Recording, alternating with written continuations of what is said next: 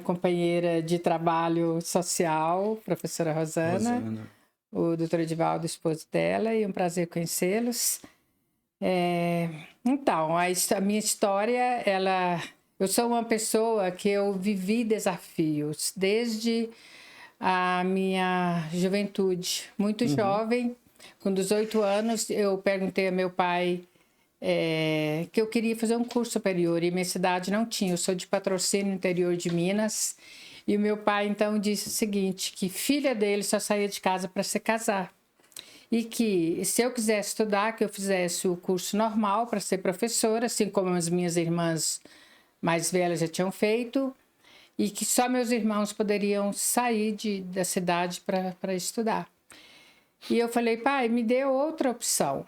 Seu pai era o Edgar Ribeiro, né? Meu pai é Edgar Ribeiro. Nós conversávamos aqui sobre o trabalho dele lá, que ele foi puxador de leite na Nestlé, né? Então, meu pai, minha mãe tinha terras, ele administrou lá as terras da minha mãe, depois ele foi gerenciar fazendas, fazenda de amigos, e depois ele comprou alguns caminhões e colocou esses caminhões para rodar.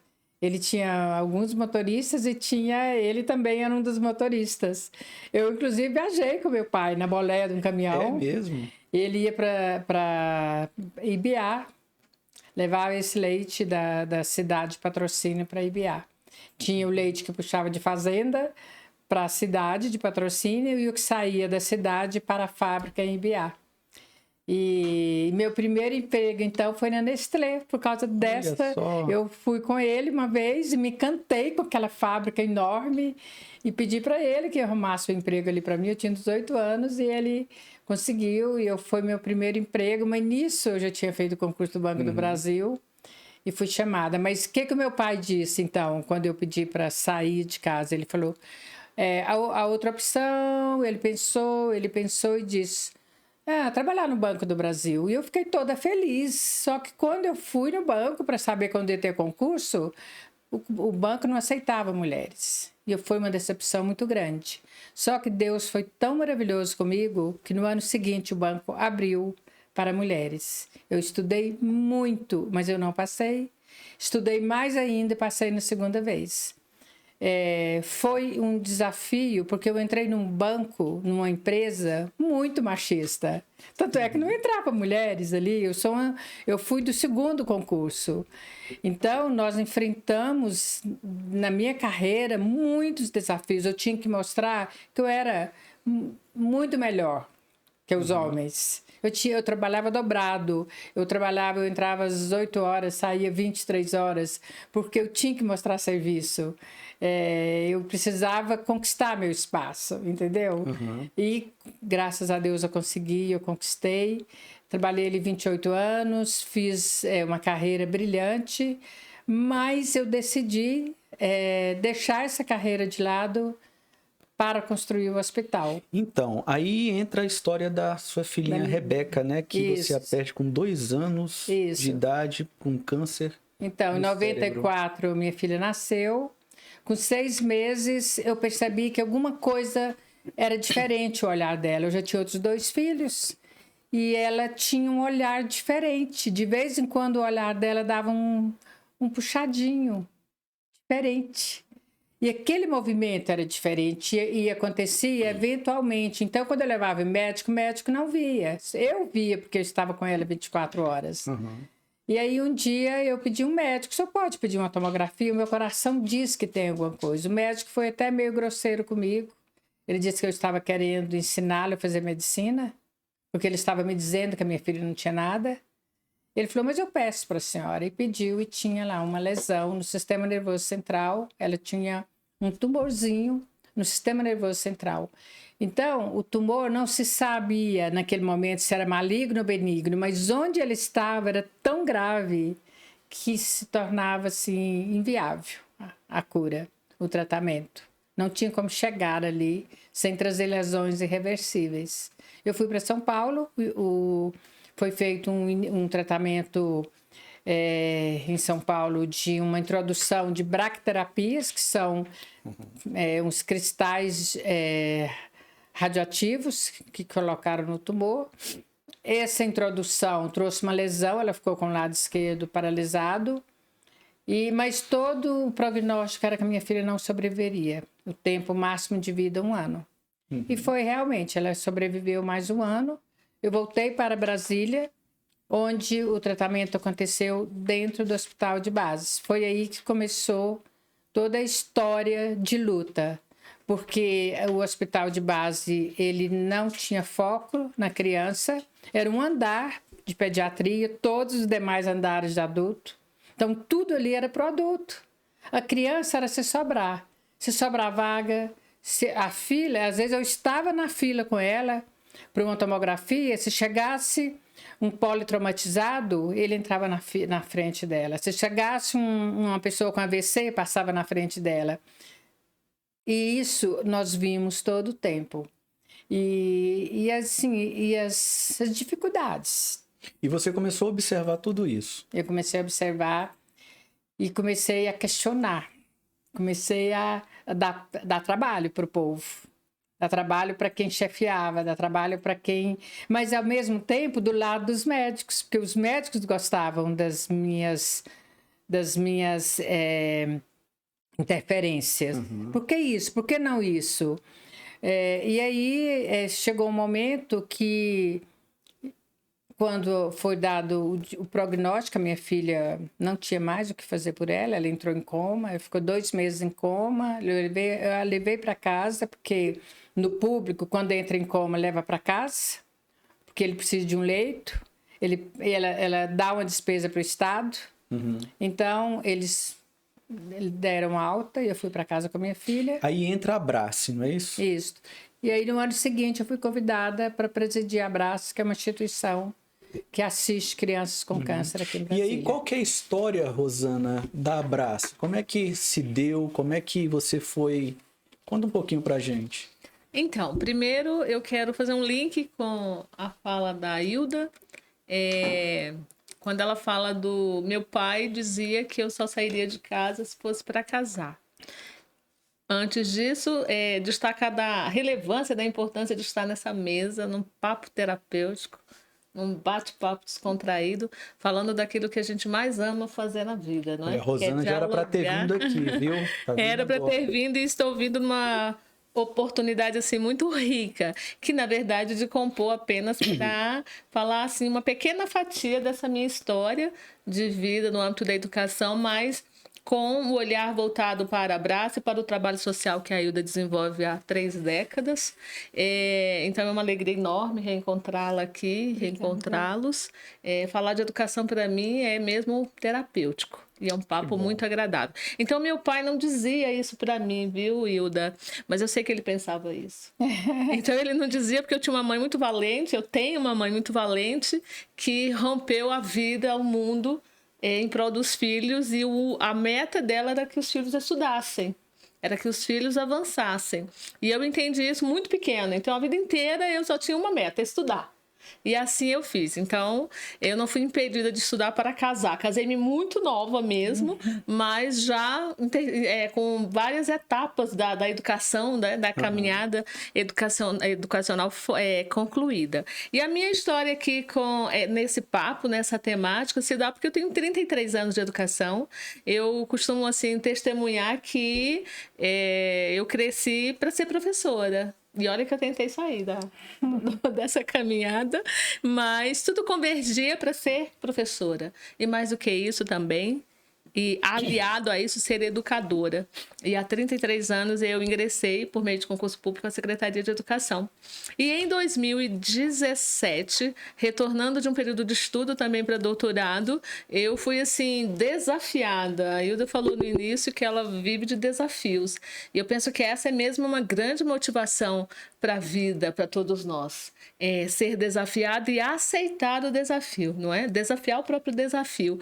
Então, em 2017, 2017, quando eu retorno, depois de uma caminhada de mais de 25 anos na educação especial, porque aí eu escolho transitar na educação especial, atuar na educação, me formar, e há quase 30 anos eu trabalho com educação especial aqui na Secretaria de Educação do Distrito Federal. Mas em 2017, quando eu estava voltando de uma licença de 3 anos, eu fui impactada com um convite para responder em pouquíssimas horas. Eu sequer tive tempo de fazer essa pesquisa detalhada sobre a Abrace, mas eu relatava minutos atrás que nós sempre fomos doadores da Abrace há 30 e tantos anos atrás. Cheguei na Abrace em 2017, tinha lá um parquinho de madeira colorido, e esse parquinho, os meus filhos brincaram. E quando a gente mudou dessa casa, a gente fez essa doação nos idos de 98, mais ou menos, para a Abrace. Então, assim, os planos de Deus são tão perfeitos e eles não vão falhar jamais. Então, quando eu retorno para ser lotada, para assumir uma nova atividade na secretaria, a própria secretaria me propõe, então, fazer um pequeno desvio na minha rota. Então, você não retorna agora para a educação especial, mas retorna para uma área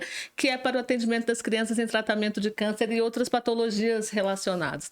Então, eu me lembro que eu respondi isso na Regional do Gará, dizendo assim, não, mas assim, eu gosto muito de desafios, mas eu estou voltando de estudo de doutorado na área da educação de surdos, é para lá que eu quero voltar. Mas, Rosana, aceite. Eu aceitei juntamente com outras 2 colegas, e ali a gente ficou 1 ano. Numa escolinha que é um espaço incrível, assim, preparado, pensado. Quando eu entrei naquele espaço, que é a escolinha, né, como foi chamado pelas crianças, na verdade ela é uma escola. Ela é um espaço, né, que foi pensado, cada detalhe. A gente entrava nas salas e assim, percebia como que a coisa foi feita com afeto, com amor e com atenção ao público que ali estaria, porque não se trata de uma escola pública, de um estudante da rede pública do Distrito Federal apenas, porque também pode ser. Há crianças do Distrito Federal que às vezes ficam por ali algum tempo, mas a grande maioria, um percentual muito grande, é de estudantes, não é? Em tratamento, que vem dos diversos outros estados brasileiros. Então, o desafio era trazer essas crianças de 0 a 17 anos, sim, há 17 anos, que chegam ali para esse tratamento e que ficam 1 mês, 2, 6 meses ou mais afastados de suas escolas de origem. Então, o primeiro desafio era como trazer essas crianças já afastadas há tanto tempo para um ambiente educacional e para a atenção educacional.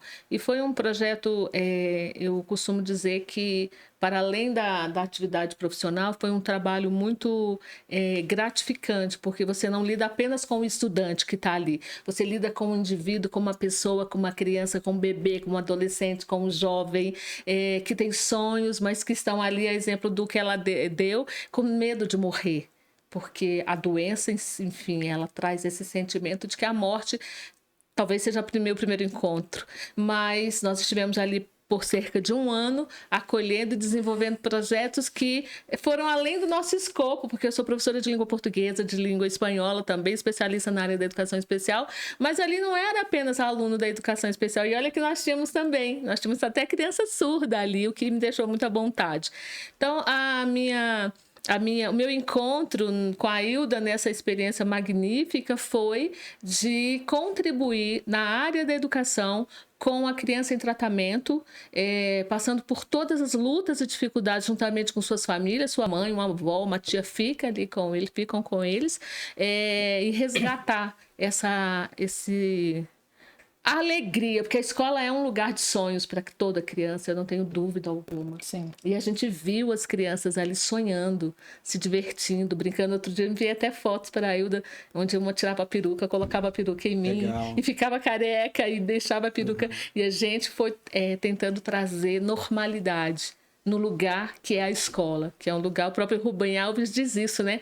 Que a escola é o lugar de sonhar, é o lugar de se realizar, onde os planos e os desejos que nenhum outro lugar vai se fazer, porque a escola é esse espaço. Então, resumindo, para não me delongar, senão eu contaria 12 meses de história aqui, e ainda tem muito mais para trazer para a gente, realmente ratificar e endossar que as casas de apoio no Brasil, a exemplo da Abrace no Distrito Federal, tem um papel fundamental no processo de cura, de restabelecimento, de acolhimento. E a educação não pode caminhar distante desse processo, porque são todas crianças, jovens e adolescentes em processo educacional, ainda fazendo a sua trajetória acadêmica.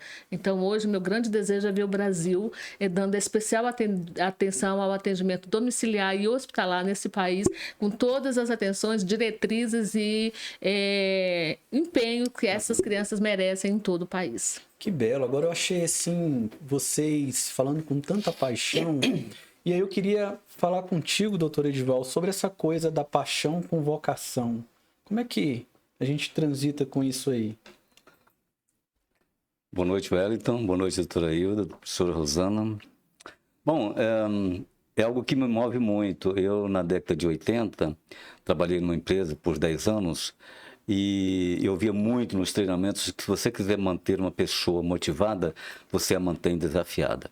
E eu ouvi muito aqui esse termo desafio. E gosto também dos termos, mas também gosto dos conceitos. Os conceitos ampliam exatamente a ideia do termo, né?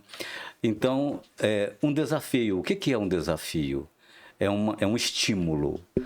Manter uma pessoa desafiada é mantê-la estimulada a produzir, a fazer.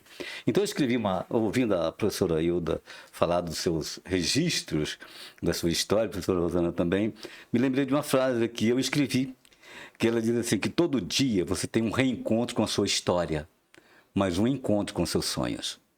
Essa é uma frase que define muito a questão dos desafios, né? Você falou da sua história. Sim. Mas também falou dos seus sonhos. Isso. Não é verdade? Isso. Você também, professora Rosana, falou dos seus sonhos. E, ao meu ver, paixão tem muito a ver com essa questão da vocação.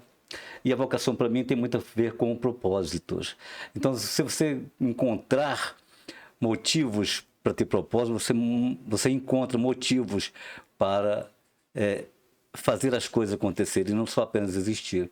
Então, talvez seja isso que nos move, né, no sentido de fazer as coisas. O porquê que eu faço?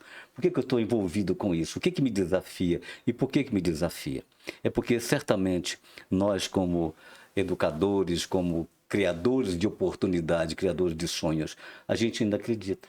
Acredita que ainda tem muita coisa para fazer, muita coisa a ser feita, né? Pensada, construída, e que isso gere oportunidade de vida para as pessoas. Não só a questão da vida, da cura em si, mas de fazer com que essas pessoas se reencontrem com seus projetos, com seus sonhos, né? Eu acho que isso aqui tem muito disso. É por isso que a gente continua sendo desafiado, porque tem muita coisa para a gente fazer. E talvez a paixão esteja muito dentro dessa questão do que nos estimula, que nos desafia a fazer, mais ou menos por aí. Que legal, que legal. E eu percebi também que diante de muita dor, e diante de algumas transformações, eu percebi que você vem se destacando. E eu não me lembro aqui qual foi o ano, mas o Senado Federal fez algumas homenagens para 20 mulheres no Brasil.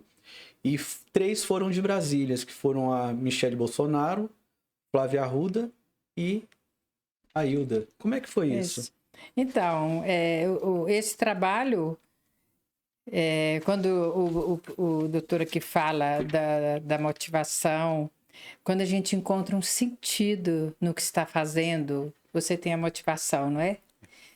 E eu sempre encontrei sentido, porque aquilo que eu fazia, quando na Abrace, o sentido era ajudar uma pessoa que passou pelo que eu passei, ajudar uma mãe, ajudar uma criança que eu posso colaborar para a cura dela. Eu tinha certeza absoluta que o que a gente fazia trazia um percentual de sucesso para a cura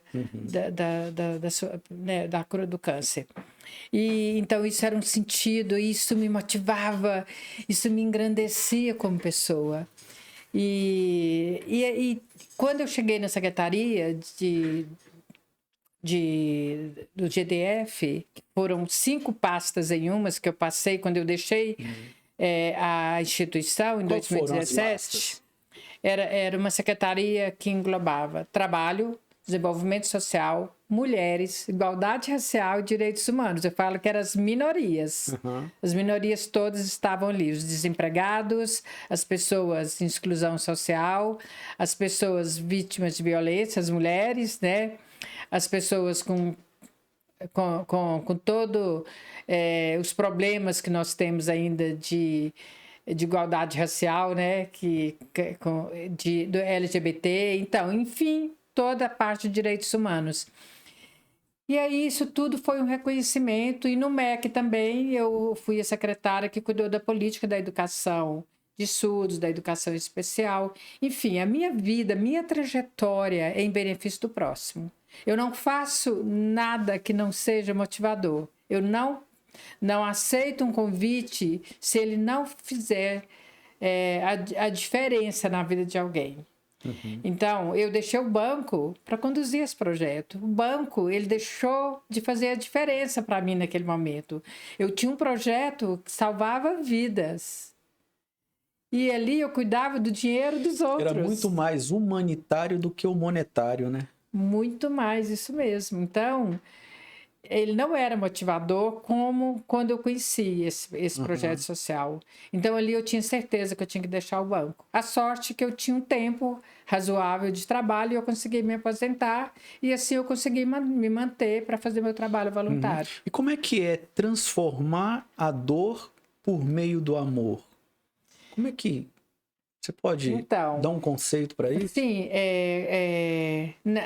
no curso da vida, pais vão a óbito ou partem antes dos filhos. Isso é o curso natural da vida. E quando isso acontece ao contrário, é muito dolorido. Nós sempre fomos, na cultura nossa, que nós íamos enterrar nossos pais. E de repente eu enterro um filho. O sentimento, o amor e o sentimento de ter um filho, só quem tem sabe. Da mesma forma, perder esse filho é tão intenso quanto ganhar esse filho é tão intenso. É muito, muito, muito difícil. Você acha que você vai morrer, você quer morrer, eu não vou aguentar viver sem esse filho. E passa muita coisa ruim na sua cabeça. Seu relacionamento ele é abalado também, porque você fica mal, o seu companheiro fica mal, fica todo mundo mal, a família adoece junto. E eu comecei a trabalhar para não ter tempo de pensar naquela dor. Eu trabalhava muito, exaustivamente, porque eu não queria ter tempo para chorar. Quando eu recebi esse convite para ser presidente da Abrace, minha primeira resposta foi não tenho tempo. E aí, quando eu cheguei no banco e falei com o meu superior, ele falou, por que não tem? Você vai aceitar e nós vamos te apoiar. E eu trabalhava muito, mesmo assim, eu falei para ele, mas como? Eu trabalho aqui, eu entro às 8, eu saio altas horas. Ele falou, não, arruma uma pessoa que venha trazer os papéis para você assinar e você administra. Vamos, pega aí, vamos trabalhar. E foi assim. E aí, eu fui vendo que aquilo era um remédio para mim.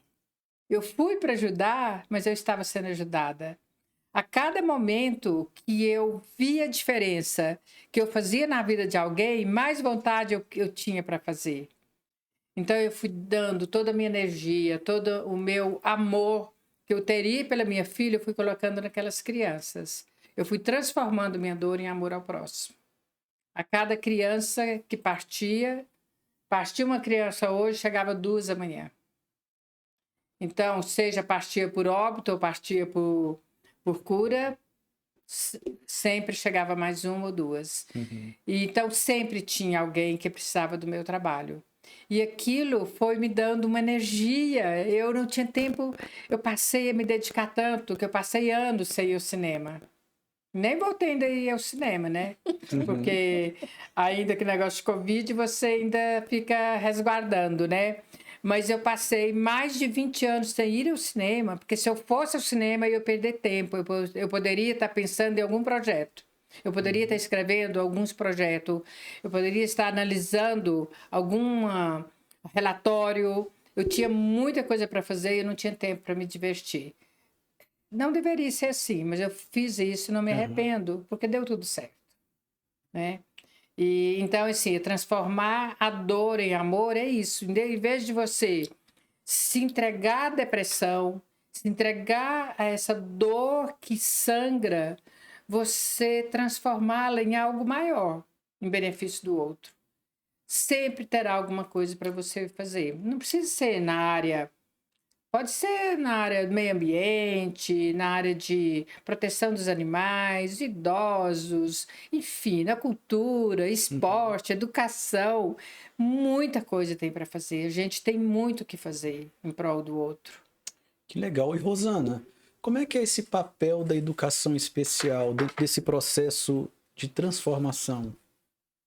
Bem, primeiro, assim, declarar, viu, Hilda, que eu me sinto contagiada ao ouvi-la, porque eu me identifico muito com o que está sendo, né, terapeuticamente tratado aqui, porque é isso mesmo, nós que nos envolvemos com o humano, você é psicólogo, Edival também, então sabemos que o envolvimento com o humano, com a humanidade, né, que cada um de nós carrega, é algo de uma sensibilidade indescritível. Então, e a educação também é esse lugar.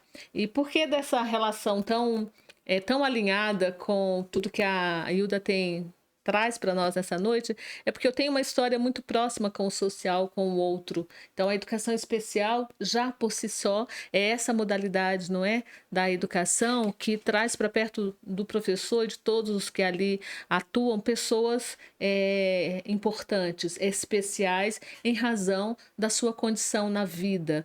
E eu tive a honra de presidi uma ONG por 10 anos em Brasília, que é uma ONG que atua na educação e em outras áreas das pessoas com deficiência e com surdez, com deficiência auditiva. Então foram 14 anos dentro dessa instituição, onde desses 14 eu estive à frente como presidente também 10 anos. E é interessante que nesse período, nesses 10 anos, que antecederam a ida à Abrace, a Abrace era uma instituição sempre falada dentro da nossa instituição, que é a APAD, Associação de Pais e Amigos do Distrito Federal, uma associação incrível e que trabalha assim com um compromisso muito sério para as pessoas com surdez, com deficiência auditiva e suas famílias, porque nós tínhamos ali pessoas, né, um psicólogo que também era psicólogo da Abrace, e por muitos anos nós sentávamos para conversar sobre o atendimento que ele fazia na Abrace e o atendimento que ele fazia aqui com os nossos associados, com os nossos estudantes, com os nossos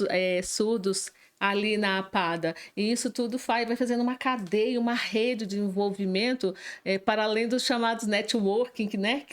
que é aquela rede do âmbito profissional, é mesmo uma rede afetiva, emocional. Então, essa relação do social com a educação, não precisaria gastar mais que 1 minuto para falar, porque isso é muito claro. A educação é o lugar social mais importante do planeta e ninguém vai me convencer do contrário. Que legal. Porque é assim que eu enxergo a educação. Então, como que a educação especial na minha vida se constitui dessa forma. Com 3 anos de Secretaria de Educação, que até ali eu achava que eu estava na profissão errada, eu optei por, então, estudar sobre esses estudantes. Agora, em julho, farão 30 anos que, ou melhor, estão fazendo, né?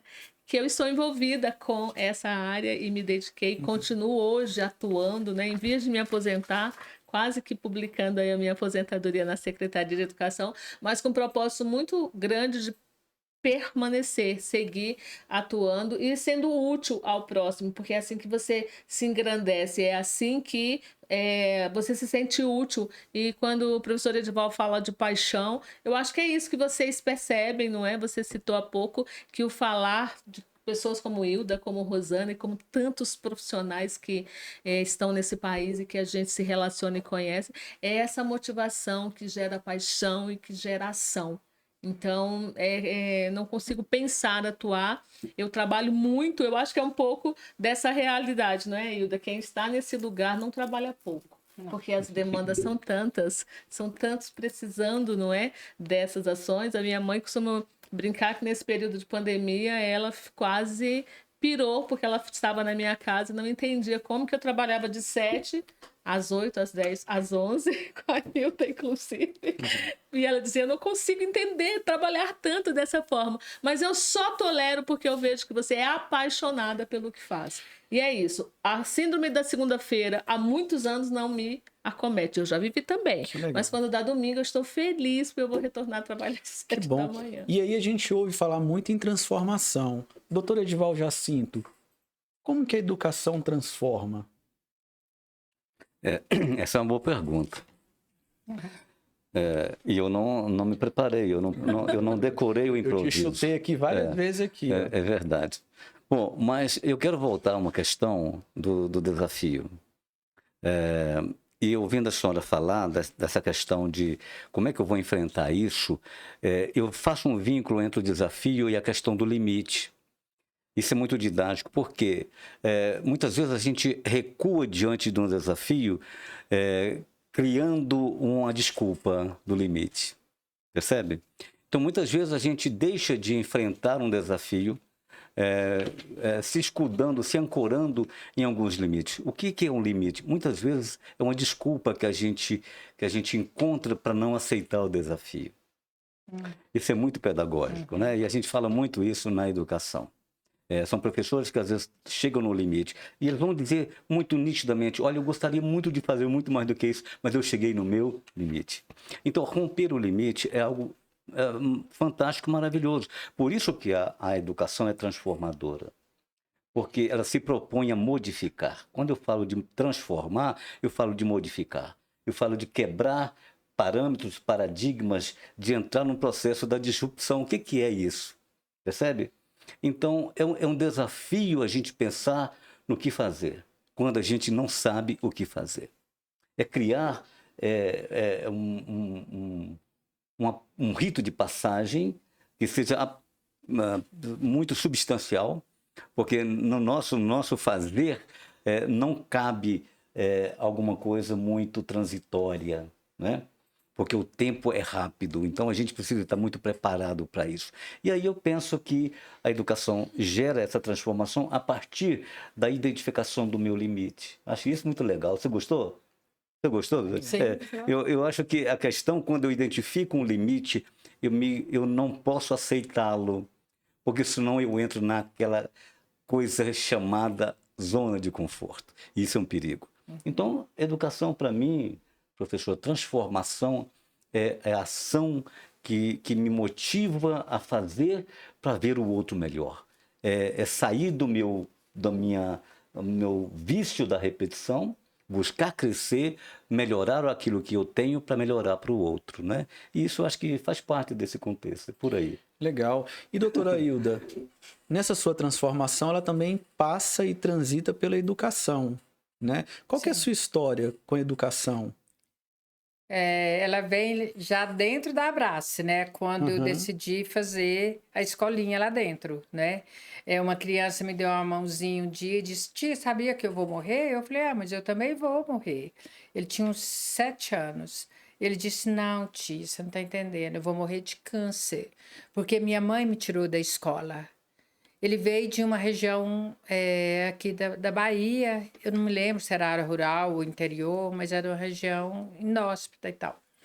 E aí ele disse: a minha mãe me tirou da escola. Eu falei: não, mas é porque aqui você mudou de cidade, é uma cidade grande, sua mãe fica preocupada de você pegar alguma doença na escola. Mas aquilo me mostrou que eu precisava fazer uma escola ali. E o outro caso foi de um outro garoto, Alex, que eu não me esqueço, você deve se lembrar do Alex. O Alex, ele ficou na Abrace 5 anos, ele fez o transplante em Curitiba, voltou para a Abrace, e nesses 5 anos ele não estudou. Por quê? O caso dele era muito grave, do transplante, de ficar isolado e tal. Quando ele volta para a Bahia, a mãe pensou: meu filho fez transplante, o transplante pegou, eu não vou deixar ele para a escola, ele pode pegar uma doença, ele pode ter problemas e perder o transplante.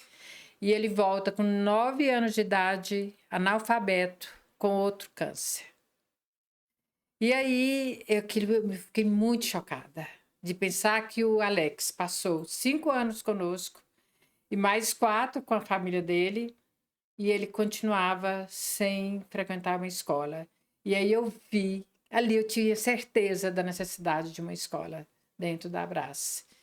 E Deus foi tão maravilhoso, mandou um anjo que chegou com dinheiro. Dona, você está precisando de algum projeto? Quando eu pensava num projeto assim, que fora maior que os meus passos, Deus mandava alguém. Sempre foi assim. Esse projeto Abraça é um projeto abençoado, eu tenho certeza absoluta.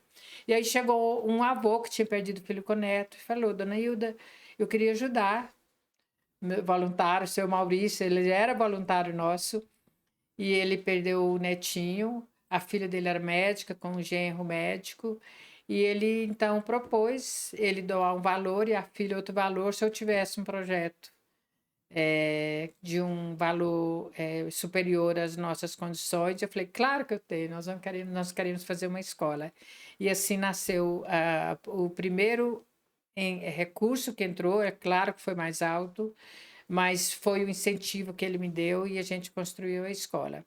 E depois eu fui convidada pelo GDF para ser secretária. Ali também eu passei pela educação, porque tinha o BPC, que é o benefício de prestação continuada. Os meninos com deficiência, para receber o BPC, ele tem que estar na escola. Então, olha, com todo o tempo eu estava envolvida com a escola.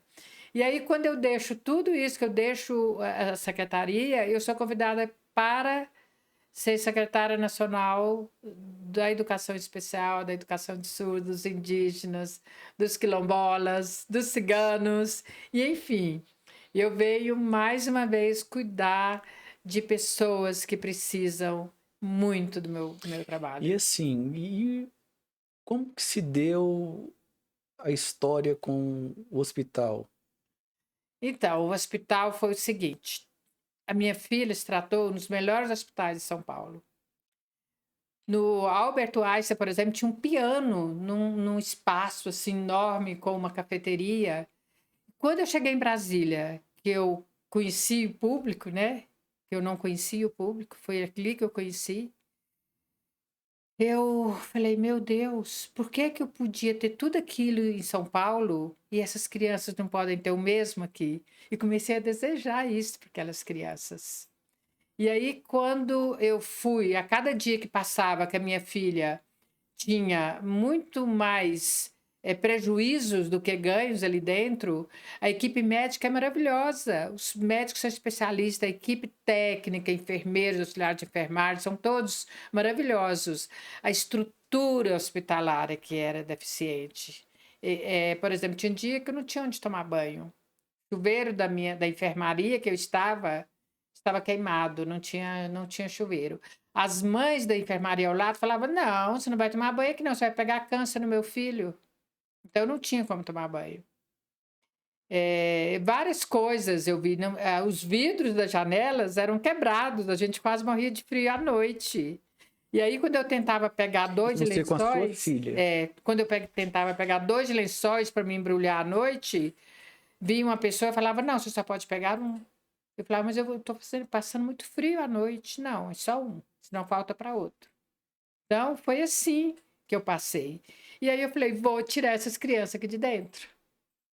Quando minha filha foi a óbito, que eu fui para a Abrace, eu tive, então, mais aproximação com médicos, o doutor Jair, que era que foi o chefe da pediatria, o sonho dele também era tirar a pediatria dali, e os próprios oncologistas. Então, juntamos os sonhos. E quando se junta, vira realidade. E aí, então, eu saí vendendo sonho. Eu contava para o empresário rapidinho, o empresário sensibilizava com a história. A história dos meninos que vinham para se tratar aqui e voltavam quando ia a óbito, a mãe voltava e a criança ficava, a criança era enterrada aqui, que foi chocante para mim. Eu tenho que mudar essa realidade. Mudei. A partir daquele momento, a Abraço passou a mandar o corpo da criança. Então, várias coisas eu persisti para mudar. As crianças que eram amputadas, né? Então, quando eu assisti uma palestra em São Paulo, que nos Estados Unidos não se amputava mais, eu falei, por que Brasília amputa? Por que o Brasil amputa, então, a criança com câncer? Corta o pedaço do osso que tem o tumor e coloca um pedaço de titânio, a prótese de titânio. E eu fui ver aquilo, como que nós podemos fazer isso? Era caríssimo. Eu falei, mas a Abraço faz uma campanha, eu tenho certeza que as pessoas ajudam. E aí tinha uma menina, a Rita, ela ia ser amputada na semana seguinte, e eu conversei com a doutora Isa, falei, doutora Isa, me dá um tempinho, deixa eu tentar comprar essa prótese, eu faço uma campanha pelo telemarketing. Em uma semana, nós conseguimos com a comunidade de Brasília, levantar 65 mil em uma semana e compramos a prótese. E a Rita está hoje andando Uau, normalmente, que show. sem precisar de amputação e passamos a fazer isso sempre. Então, assim, sempre mais êxito, sonhos, sonhos, sonhos. Mas uma coisa que eu vi lá em São Paulo e que mexeu muito foi do bem-estar. Aquele hall com aquele piano, aquilo ficou na minha cabeça. Eu vou fazer um hall com piano em Brasília. E fiz. Então, lá no hospital, tem um piano maravilhoso que eu consegui de doação, um empresário que a esposa dele faleceu de câncer, ele casou-se outra vez, me perguntou se eu precisava de alguma coisa que ele queria pedir de presente ou doação.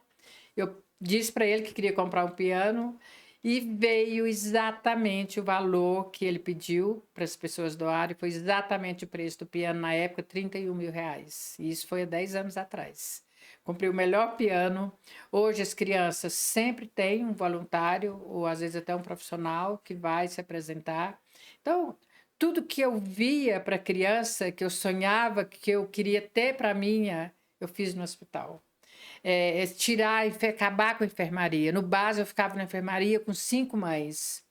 Não que eu não quisesse ficar com outras pessoas, mas é que tem hora que seu filho chora. Minha filha era um bebê de 6 meses, chorava, incomodava aqueles maiorzinhos que estavam com dor de cabeça, que tinha uma doença que trazia muitas dores. E eu estava um momento no quarto com uma garota de uns 12 anos e a garota pedia para minha filha calar a boca. Faz esse bebê calar a boca. Só que a minha filha também estava com dor. Então, a individualidade é muito importante no tratamento do câncer. Então, nós conseguimos planejar um hospital público com apartamentos individuais. E tudo de bom que eu sonhava e que outras mães sonharam, a gente fez ali no hospital. Nós, para os pais e para os médicos. O médico pensava assim, não, eu queria um consultório assim, assim, assado. Ele teve. Eu queria que no meu consultório tivesse um espaço assim, tudo que sonhou. E uma coisa que eu senti na época da minha filha em coma, e depois também eu vi na Abrace, muitos pais que estão de fora, o seu filho está aqui, ele sabe que seu filho não vai sobreviver, ele quer vivê-lo e não tem como, porque ele não pode ficar muito tempo ali, tem o horário da visita. E lá no hospital eu propus fazer um espaço para as crianças em cuidados paliativos, para aquela criança internada em cuidados paliativos e que a família possa passar o dia com ela. Então, tudo que eu sentia que é possível realizar, se você conta para a comunidade, as pessoas são solidárias. A pessoa de Brasília é muito solidária. Uma vez eu contei uma história. Eu ouvi de um palestrante que nos Estados Unidos as pessoas deixavam suas doações em testamento para projetos sociais, para educação, cultura. E eu falei, mas como que eu vou falar isso aqui em Brasília? Ninguém faz isso.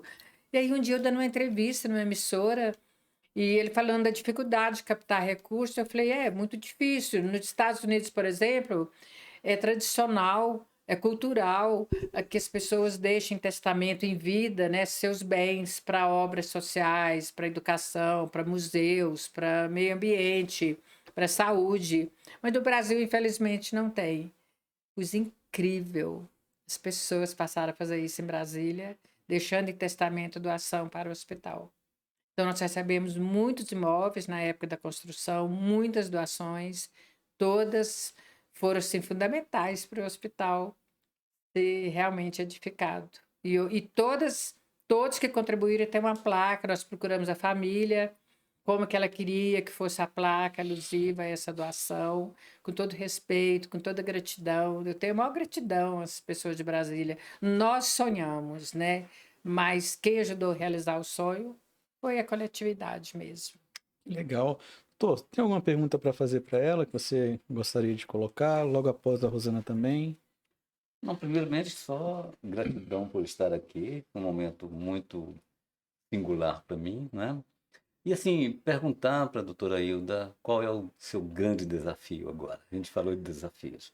Qual é a sua grande perspectiva? O que você está sonhando? O que está passando aí na sua cabeça para os próximos anos? O que te motiva, o que te mobiliza agora, nesse momento, né? Então, eu faço parte de um grupo aqui em Brasília que chama Mulheres do Brasil. Ele é um grupo que está no Brasil, nós somos 109 mil mulheres e ele trabalha em prol de meninas e de mulheres, de projetos. Nós temos vários comitês. Em Brasília, por exemplo, nós temos o Comitê da Saúde, da Educação, da Cultura, do Empreendedorismo. E Acho que a dona da Magazine faz parte. ela, a presidente do Magazine, Luísa, ela né? é a nossa presidente nacional. Aqui em Brasília, a nossa presidente é a Janete, do Grupo SEIB.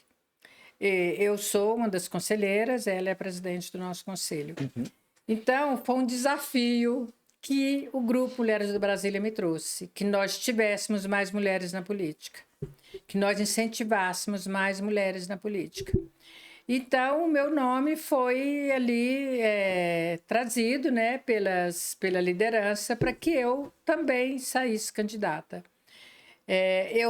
Ao longo da minha trajetória na Abraço, eu recebi esse convite. Todo ano de eleição eu recebia esse convite. E eu falava, o que eu faço? Eu não preciso da política. Mas agora, passando pela Secretaria do GDF, pela Secretaria Nacional, as pessoas que têm mais necessidade, elas precisam das políticas públicas. Nós 4 aqui, não precisamos da política pública. Porque nós temos um plano de saúde, nós temos nosso carro para nos deslocar, não é isso? Mas e essa família? Que ela tem que ir para o hospital todo dia, ela não tem como pagar passagem. Essa família que precisa comprar o remédio que o hospital não tem e ela também não tem dinheiro. Essa família que precisa de dar estudo para o seu filho. Então, as políticas públicas é que garantem isso para as pessoas mais necessitadas. Então, hoje eu tenho certeza absoluta que a política pública é fundamental. O trabalho da ONG é lindo, maravilhoso, só que o dia que a ONG não tiver dinheiro, fecha, ele não continua. O Estado ele tem que continuar. Então, alguns trabalhos eles têm sim que ser transformados em política pública, como foi o hospital. O hospital nós construímos e demos para o Estado, ele virou uma política pública. O Estado é que mantém. E aí eu recebi esse desafio de sair candidata esse ano. Eu optei por sair pré-candidata distrital, então eu sou pré-candidata distrital. E não sei se viro candidata, eu sou pré-candidata. E o desafio maior que eu vejo é você atender todas as necessidades da sociedade. Nós temos hoje uma preocupação muito grande que eu tenho com a saúde. Não só com a saúde da criança e adolescente. A saúde da criança e adolescente, na parte de especialidades, ela está bem, mas na parte primária ela não está bem, no pronto-socorro ela não está bem. A saúde mental não está bem. Hoje a parte de ortopedia não está bem. Então, nós temos muitos problemas na área da saúde, na área da mulher, muitos problemas sociais, eu sei, eu já fui secretária, eu sei das dificuldades. Então, Brasília é um desafio, eu coloquei meu nome à disposição, meu papel é ajudar o governo, seja ele qual for. Eu vou dar as mãos e fazer aquilo que eu sei fazer, que é ajudar, trazer parceiros, trazer a sociedade junto e fazer a diferença na vida das pessoas. Rosana? Eu queria fazer um breve comentário, na sequência, uma pequena pergunta, ainda que ela já tenha sido respondida por você na sua fala. Mas nós estamos vivendo no dia de hoje, em âmbito nacional, mais um caso de violência contra a mulher. Então, hoje é manchete em todos os canais do país, uma situação cometida por um profissional da saúde contra uma mulher. Um anestesista que se utiliza da condição de vulnerabilidade de uma mulher em situação de cesariana, no momento em que ela está dando à luz ao seu filho, e ele abusa dessa mulher nesse momento, resumidamente. Então, eu tenho certeza que isso está impactando o Brasil e outros tantos países, porque a notícia corre rápido, e já não é mais admissível que a mulher seja violentada de forma alguma, de natureza alguma. Tampouco em situação de vulnerabilidade, que é o caso de uma mulher anestesiada, dando à luz num hospital. Então, quem deveria protegê-la está violentando. E você menciona o grupo Mulheres do Brasil, do qual, inclusive, eu participo também do grupo de WhatsApp, e tenho acompanhado ali os debates, e nesse recorte, dando um zoom no seu olhar sobre a mulher, do seu envolvimento, hoje, de maneira muito rápida e objetiva, à luz desse destaque que eu faço do que o Brasil está vivendo hoje. Esse médico foi preso, mas fica a discussão, mais uma vez, da fragilidade que a mulher vive ainda no nosso país e o quanto ela ainda é vítima desse tipo de violência. Pensando nessa situação, que tipo de projeto você vislumbra ou a ser ainda elaborado, ou que se já está aí na sua pauta de trabalho, em prol dessa pauta da violência contra a mulher? Seja ela em qualquer idade, porque o estupro na infância, na adolescência, ou de uma mulher numa mesa de cirurgia, não dá nem mesmo para discutir com razoabilidade, né? Não dá. É repugnante você pensar que um profissional da saúde seja capaz de tamanha violência, né? Primeira coisa, eu acho que está no momento das mulheres pensarem em eleger mais mulheres. Mulher vai fazer a política para a mulher. Eu estava discutindo na semana passada em um grupo sobre ações governamentais que trarão mais benefício para a mulher no trabalho. E ações que o governo está pensando. E nós, como Grupo Mulheres do Brasil, a gente estava lá discutindo e tivemos total espaço de participar. Nós precisamos de mais mulheres no parlamento, nós precisamos de mais mulheres nas câmaras de vereadores, no Distrito Federal, porque a mulher, na Espanha, por exemplo, tem políticas, eu fiquei sabendo nessa semana, que tem uma política que a mulher, na semana que ela está no seu período menstrual, ela pode fazer o trabalho virtual. Provavelmente, quem trouxe essa proposta foi uma parlamentar, né? Porque o homem ele não vai imaginar isso para propor. Então, mulheres precisam, sim, divida seus votos, metade para homem, metade para mulher, mas tradicionalmente as mulheres votavam em homens e agora nós temos uma quantidade muito grande de mulheres. Nós precisamos nos unir. A mulher ela tem que ser mais unida e pensar na outra.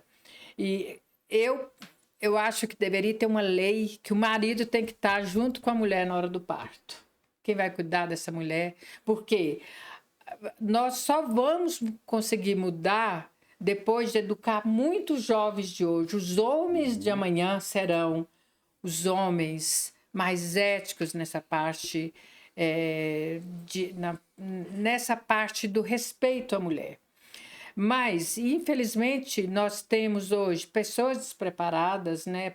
Pais machistas que tornaram seus filhos machistas, desrespeitosos com a mulher, e eles não vão mudar. Não é uma palestra que vai mudar a cabeça dele, não é o Ministério Público colocando ele lá para assistir uma palestra que vai resolver. Então, o futuro ele ainda vem. Eu acho que hoje nós temos que criar uma lei que o pai possa acompanhar esse parto da sua esposa. É uma forma, assim, hoje eu pensei isso, eu falei, nossa, se o marido dela estivesse lá, isso não estaria acontecendo. Já que, infelizmente, nem todo profissional de saúde é de confiança, deveria ser, né? Não deveria ter nenhum risco para essa mulher. Fantástico. Estamos caminhando para o fim, né? Isso é o bate-papo aqui, que a gente está numa coisa tão agradável, né? Mas passa tão rápido quando o papo é bom. E tem algumas perguntas chegando aqui, tá? Eu selecionei aqui 2 bem básicas, depois eu te encaminho, tá? Mas tem uma pessoa que está perguntando aqui, tenho câncer, quais são os meus direitos? Queria que você fosse bem breve. E a outra me identifiquei com a sua história. Perdi meu filho com câncer, vai fazer 2 semanas. Ele tinha 2 anos. Como lidar com essa perca? Então, a melhor coisa que eu fiz foi buscar um psicólogo. Então, assim, o profissional da psicologia, ele te ajuda a encontrar ganchos para você segurar, sabe? Então, acho que o papel do psicólogo é fundamental para te ajudar emocionalmente. E você fazer também seu esforço, né, de ocupar a cabeça com alguma coisa. Eu sugiro que, quando você está no momento do luto, você tem que viver o luto. O luto faz parte, né? Então, esse momento que você perdeu seu filho, chore por ele, fale dele, encontre pessoas que estão dispostas a te ouvir falar dele, porque, infelizmente, o ser humano nem sempre está disposto a ouvir o choro do outro. Né? Isso aconteceu comigo, né? Nossa, mas já morreu tanto tempo, você fala nisso até hoje? Falo. Então, assim, que ela procure pessoas que estão dispostas a ouvir a dor dela, a dar apoio para ela, busque um psicólogo e no momento que ela se sentir forte, estabilizada, venha trabalhar conosco, venha ser voluntário, vá, se não for de Brasília, vá na sua cidade, busque um grupo de apoio, pode ser de crianças com câncer, porque você se identifica muito quando você chega numa instituição como essa. Aquilo que você aprendeu cuidando do seu filho, você consegue ajudar outras pessoas. Então, essa eu acho que que foi o que eu fiz. Tá? A outra foi que ela tem câncer e quais são os direitos dela. Tem uma lei, eu não tenho aqui o número da lei, mas depois você me passar, eu posso responder para a pessoa. Claro. Tem uma lei que dá plenos direitos. Então, por exemplo, se ela tiver um trabalho, a partir do momento que ela tem o diagnóstico do câncer, ela não paga mais imposto de renda. O resto da vida, ela está livre do seu imposto de renda. No caso, não é o resto da vida. Se ela aposenta, aposenta pela doença, ela fica livre do imposto de renda, tá? Então, tem uma lei que explica bem essas coisas. Dependendo do câncer, se for no seio, por exemplo, ela tem direito a comprar o carro com isenção do imposto. Então, são bem diferenciados, para cada caso é um caso. Mas tem sim. Inclusive o tratamento. Tem a lei que garante o tratamento em 60 dias. Não é muito cumprido no Brasil, mas a lei existe. Legal. Rosana, as considerações finais? Bom, agradecer a oportunidade por esse papo tão descontraído, tão valioso para quem está ouvindo, para quem vai ouvir, porque a gente trata aqui de temáticas de todas as casas, porque as enfermidades, os riscos, os desafios são para todos nós. E dá alegria de poder ter um pedaço dessa história aqui junto com a Hilda, nesse projeto tão fabuloso que é a atenção às crianças em tratamento. Por ter conhecido o Hospital da Criança, eu estive lá várias vezes acompanhando os nossos alunos. E, sem dúvida alguma, eu lembro, tempos depois eu me recordei que muito antes do hospital ficar pronto, a gente passava por ali e certa vez alguém comentou, aqui vai ter um hospital para pessoas com câncer. E aquilo ficou na minha memória, mas eu jamais imaginei, a gente ouvia de hospitais em outros estados, que seria o Hospital da Criança de Brasília, o HCB, e que depois eu teria ali uma experiência de vida acontecendo. Desejar a Hilda sucesso nos seus projetos, especialmente nos seus sonhos, e sonho também requer de nós muito trabalho para realizá-los, não é? E nos colocar mesmo à disposição para continuar contribuindo com a educação do país, porque a educação do Distrito Federal faz parte da educação do país. E agradecer ao professor Wellington, ao professor Edval, por estar aqui e que possamos estar juntos outra vez, né, Hilda? Em outros bate-papos. Sempre seja bem-vinda. Obrigada. Doutora Edval, queria deixar as considerações finais e que você também falasse um pouquinho do Congresso de Educação, né, do tema. Bom, isso eu falo com muita paixão. Isso me mobiliza há muito tempo. Nós fizemos, doutora Hilda, por 7 anos seguidos, os grandes congressos de educação de Brasília. Pessoas como Rubem Alves, Augusto Cury, Gabriel Chalita, Isamitiba, esse pessoal tudo circulava conosco aqui em Brasília. Maravilha. Né? Nós estamos retomando agora o primeiro Congresso de Pedagogia do Distrito Federal, cujo tema é da infância, a pedagogia em movimento, da infância à andragogia. Esse é o nosso tema Nós vamos realizá-lo em setembro, né? Então, estou com muita expectativa, todos nós que estamos envolvidos nisso, né? E agradecer, doutor Wellington, mais essa oportunidade de estarmos aqui conversando, trocando ideias e informações. E deixar uma frase que eu gosto muito dela, não é porque é minha, não, mas é porque eu gosto muito dela, dizendo que é o seguinte, que a diferença entre as pessoas que fazem e as que fazem com êxito é a ousadia. Então, que sejamos ousados cada dia. Que é isso que faz a coisa acontecer, que faz os projetos acontecerem, né? Então, precisamos ser ousados, corajosos, destemidos, porque se não for você, vai ser quem? E se não for agora, vai ser quando, né? Obrigado pela oportunidade. Doutora, Eu queria finalizar só falando de umas ações que eu deixei encaminhadas no MEC, que eu deixei o MEC em março, que infelizmente eu não consegui concluí-las, mas que estarão prontas em breve, certamente serão lançadas. Uma foi a classe hospitalar. Eu tive a honra de chegar no MEC e encontrar a professora Rosana. Isso para mim foi assim, foi muito emocionante reencontrá-la em momentos assim tão especiais. Na Abraço e depois dentro do MEC, ela ficou lá como coordenadora da secretaria que eu administrava e foi muito especial. Então, a classe hospitalar seria uma escola que todo hospital pediátrico tem que ter, uma escola pública dentro do hospital para atender as crianças internadas. Então, nós já deixamos esse decreto alinhado só para divulgação, provavelmente no tempo certo ele sairá. E o cinema acessível. O cinema acessível eu conheci em Recife e eu fiquei tão encantada. É um cinema, uma sala de cinema para as pessoas surdas, para as pessoas cegas e pessoas autistas. Pessoas surdas tem o intérprete e tem a janela de intérprete, e nesse que eu assisti tinha também a pessoa ao vivo lá, o intérprete no local. Os cegos têm o fone de audiodescrição, relatando a cena. Uhum. E o autista, o som é diminuído, Uhum. o surdo não precisa do som, o cego não precisa, que ele está com o audiodescrição, e o autista ele não gosta do som muito alto, então o som é ameno, a claridade é amena, é maravilhoso. Eu me encantei tanto com aquilo e propus para o ministro a gente levar para todo o Brasil, onde tiver uma sala pública, porque não pode ser cobrado a entrada. Então, onde tiver uma sala pública, teria o cinema acessível na parceria com a Fundação Joaquim Nabuco, que é do MEC. E deu certo, a gente fechou essa parceria com a Fundação Joaquim Nabuco. Era para ter lançado aqui em Brasília. Com a pandemia, isso acabou atrasando, mas em breve também deverá ser lançado aqui no Distrito Federal. E o outro foi a educação bilíngue de surdos. A educação bilíngue, até então, as pessoas surdas, a professora Rosana é mais especialista para falar disso, né? Mas as pessoas surdas, os adultos surdos de hoje, a maioria deles são analfabetos.